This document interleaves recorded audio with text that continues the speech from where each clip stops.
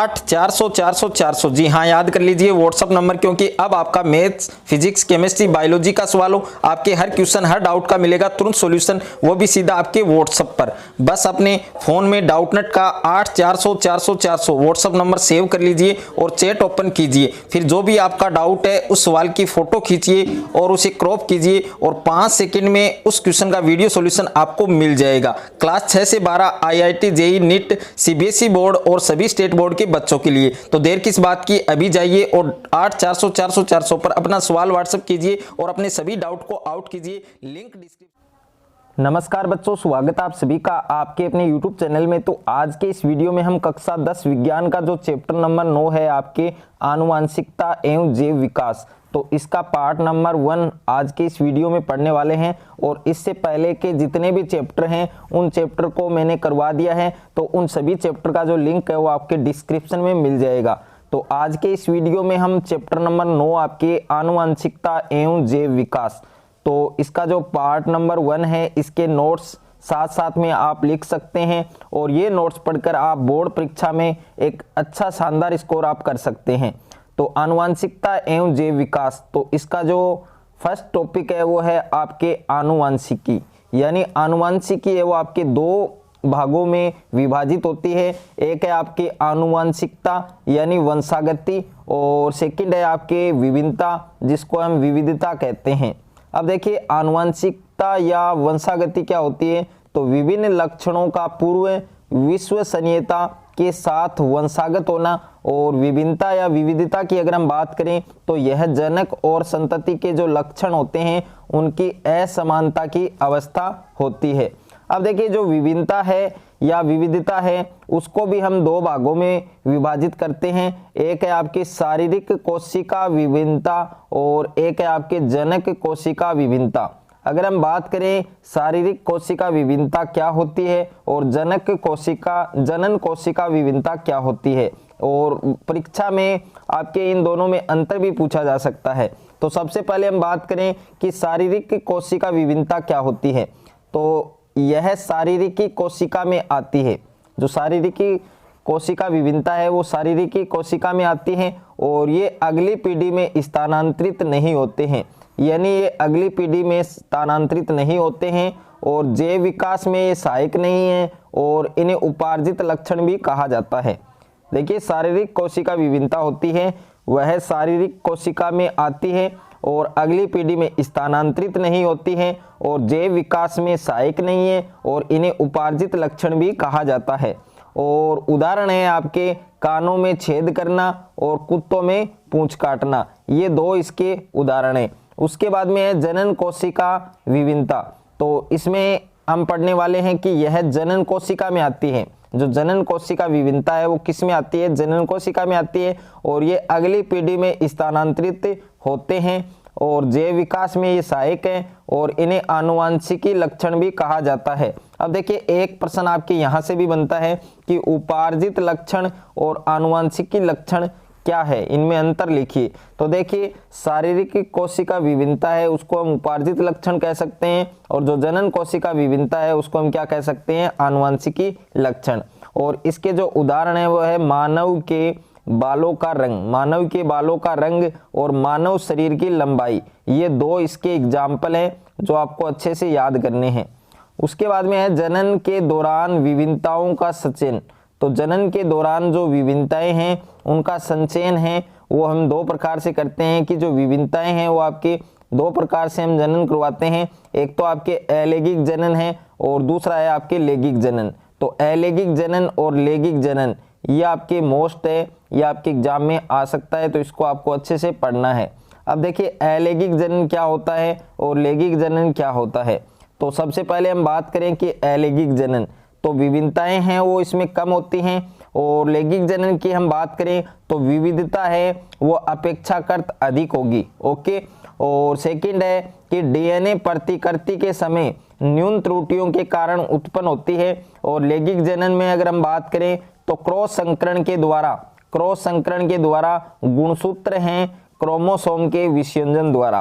तो ये 2 जो डिफरेंस है वो आपको लिखने हैं कि अलैंगिक जनन क्या होता है और लैंगिक जनन क्या होता है। तो अलैंगिक जनन है उसमें विभिन्नताएं कम होती हैं और लैंगिक जनन है उसमें विभिन्नताएं अपेक्षाकृत ज़्यादा होती हैं। और अलैंगिक जनन है उसमें डीएनए प्रतिकृति के समय न्यून त्रुटियों के कारण उत्पन्न होती है और लैंगिक जनन है वो क्रॉस संकरण के द्वारा गुणसूत्र क्रोमोसोम के विसंयोजन द्वारा। अब है आपके विभिन्नता के लाभ। तो विभिन्नताओं के क्या लाभ है, इसमें पहला है कि प्रकृति की विविधता के आधार पर विभिन्नता जीवों के विभिन्न प्रकार के लाभ हो सकते हैं। कि प्रकृति की जो विविधता है उसके आधार पर जो विभिन्नता है जीवों को विभिन्न प्रकार के लाभ हो सकते हैं। उदाहरण है आपके कि उष्णता को सहन करने की क्षमता वाले जीवाणुओं को अधिक गर्मी से बचने की संभावना अधिक होती है। तो ये इम्पोर्टेंट है आपके कि प्रकृति की जो विविधता है उसके आधार पर विभिन्नता जीवों को विभिन्न प्रकार के लाभ हो सकते हैं। और एग्जाम्पल की हम बात करें तो उष्णता को सहन करने की क्षमता वाले जो जीवाणु हैं उनको अधिक गर्मी से बचने की जो संभावना है वो ज़्यादा रहती है। और दूसरा है आपके कि पर्यावरण कारकों द्वारा उत्तम परिवर्तन का चयन जैव विकास प्रक्रम का आधार माना जाता है। आधार है वो माना जाता है या आधार बनता है। अब है आपके आनुवंशिकता। तो आनुवंशिकता की जो परिभाषा है वो आपकी बोर्ड परीक्षा में पूछी जा सकती है।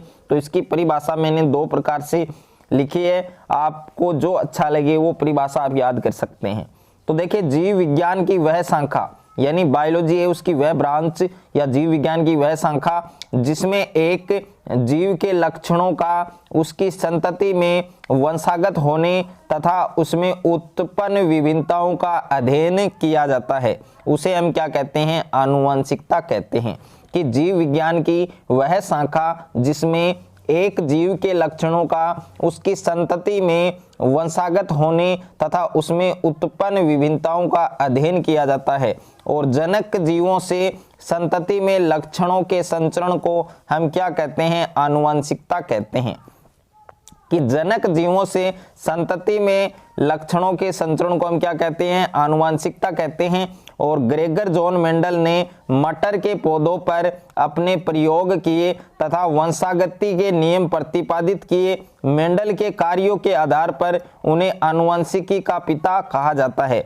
कि ग्रेगर जॉन मेंडल है उन्होंने मटर के पौधों पर अपने प्रयोग किए और वंशागति के नियम प्रतिपादित किए। यो 3 नियम प्रतिपादित किए थे, प्रभाविता का नियम था, पृथक्करण का नियम था और विसंयोजन का नियम था, स्वतंत्र अफ्यून का नियम था। तो उन्होंने 3 नियम प्रतिपादित किए थे और मेंडल के जो कार्य हैं उनके आधार पर उन्हें आनुवंशिकी है उसका पिता कहा जाता है। ओके, तो ये भी आपको अच्छे से याद होना चाहिए। उसके बाद में है मेंडल द्वारा मटर के पौधों का चयन। तो मेंडल है, ग्रेगर जॉन मेंडल है, उन्होंने मटर के पौधे को ही क्यों चुना था, उसके क्या कारण थे। ओके, तो इसमें पहला रीजन क्या था कि मटर है वो 1 वर्षीय पादप है, अर्थात इसका जीवन चक्र है वो 1 वर्षों में पूरा हो जाता है, इसलिए कम समय में मटर की अनेक पीढ़ियों का अध्ययन किया जाना संभव था। कि मटर है वो 1 वर्षीय पादप होता है, इसका जो जीवन चक्र है वो छोटा होता है यानी 1 वर्ष में पूरा हो जाता है, इसलिए कम समय में मटर की अनेक पीढ़ियों का अध्ययन है वो किया जाना संभव था। उसके बाद में सेकंड है आपके कि मटर का फूल द्विलिंगी है। मटर का जो फूल है वो क्या है, द्विलिंगी है। इसमें स्वपरागण के द्वारा समयुग्मजी यानी शुद्ध पादप का वंशक्रम सरलता से प्राप्त किया जा सकता है। कि मटर है उसका फूल द्विलिंगी है, इसमें स्वपरागण के द्वारा समयुग्मजी यानी शुद्ध पादप का वंशक्रम सरलता से प्राप्त किया जा सकता है। और इसके फूलों में विम्पुषण विधि द्वारा कृत्रिम परपरागण आसानी से किया जा सकता है। कि इसके जो फूल है उसमें विम्पुषण विधि द्वारा कृत्रिम परपरागण है वो आसानी से किया जा सकता है। और 4 नंबर है कि इसके पौधे में विभिन्न विपरीत विपर्यासी लक्षणों के जोड़े पाए जाते हैं। कि इसके जो पौधे होते हैं उसमें विभिन्न विपरीत विपर्यासी जो लक्षण हैं उनके जोड़े पाए जाते हैं। उसके बाद में है आपके मेंडल के वंशागति के नियम। अब देखिए मेंडल के वंशागति के नियम आपके 3 नियम थे, जिसमें पहला नियम था प्रभाविता का नियम। तो प्रभाविता का नियम क्या था, इस नियम के अनुसार जब परस्पर विरोधी लक्षणों वाले एक ही जाति के दो पौधों या जनकों के बीच संकरण कराया जाता है, क्रॉस कराया जाता है, तो उनकी प्रथम पीढ़ी की जो संतानें हैं उनमें विरोधी लक्षणों में से प्रभावी लक्षण तो प्रकट हो जाता है, लेकिन अप्रभावी लक्षण है वो दबा रहता है। इसे ही हम क्या कहते हैं, प्रभाविता का नियम कहते हैं। कि प्रभाविता का जो नियम है उस नियम के अनुसार जब परस्पर विरोधी लक्षणों वाले एक ही जाति के दो पौधों या जनकों के बीच संकरण कराया जाता है, क्रॉस कराया जाता है, तो उनकी जो प्रथम पीढ़ी की जो संतानें हैं उसमें विरोधी लक्षणों में से प्रभावी लक्षण तो प्रकट हो जाता है और अप्रभावी लक्षण है वो दबा रहता है। तो ये आपके मेंडल का प्रभाविता का नियम था। उसके बाद में सेकंड है आपके पृथक्करण का नियम। तो पृथक्करण का नियम क्या था, पृथक्करण के नियम के अनुसार, तो इस नियम के अनुसार जब दो विपरीत लक्षणों वाले शुद्ध नस्ल के एक ही जाति के पौधों या जनकों के बीच संकरण कराया जाता है तो उनकी प्रथम पीढ़ी F1 के पौधे संकर होते हैं और प्रभावी लक्षण को प्रकट करते हैं। उनकी दूसरी पीढ़ी F2 के पौधों की एक निश्चित संख्या 1:2:1 फिर शुद्ध हो जाती है, अर्थात ये लक्षण दूसरी पीढ़ी में पृथक हो जाते हैं, अलग हो जाते हैं।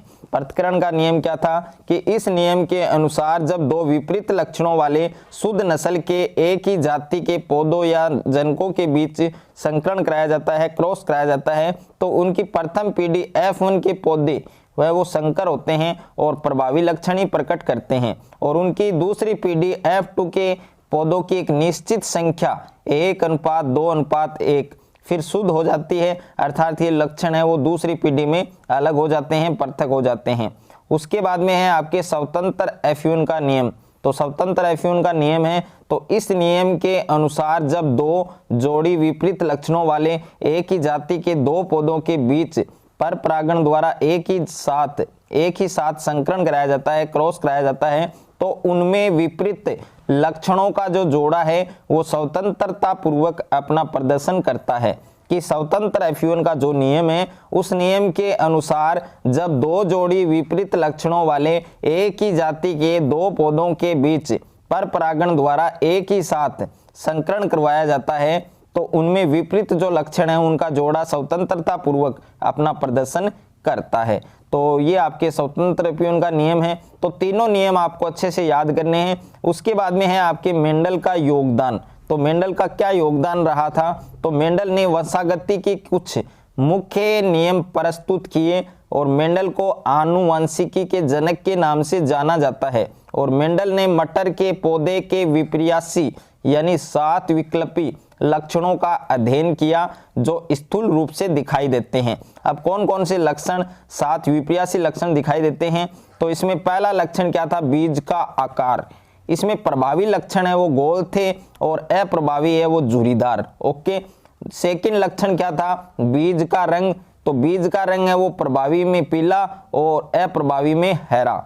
और फूल का रंग है वो प्रभावी में बैंगनी था और अप्रभावी में क्या था, सफेद। और फली का आकार है वो प्रभावी में फूली हुई और अप्रभावी में सिकुड़ी हुई। और फली का रंग है वो प्रभावी में हरा था और अप्रभावी में पीला था। उसके बाद में पुष्प की स्थिति, तो पुष्प की स्थिति प्रभावी में कक्षीय और अप्रभावी में अग्रस्त। ओके। उसके बाद में है पादप की ऊंचाई। तो ये 7वां विपर्यासी लक्षण है आपके कि पुष्प जो पादप है उसकी ऊंचाई तो प्रभावी में लंबा और अप्रभावी में बोना। तो ये आपको कंप्लीट चैप्टर आपके अच्छे से आपको तैयार करना है और इसका जो सेकंड पार्ट है, सेकंड भाग है इस चैप्टर का, वो जल्दी आपके अपलोड किया जाएगा। मिलते हैं नए वीडियो में, तब तक के लिए थैंक यू सो मच।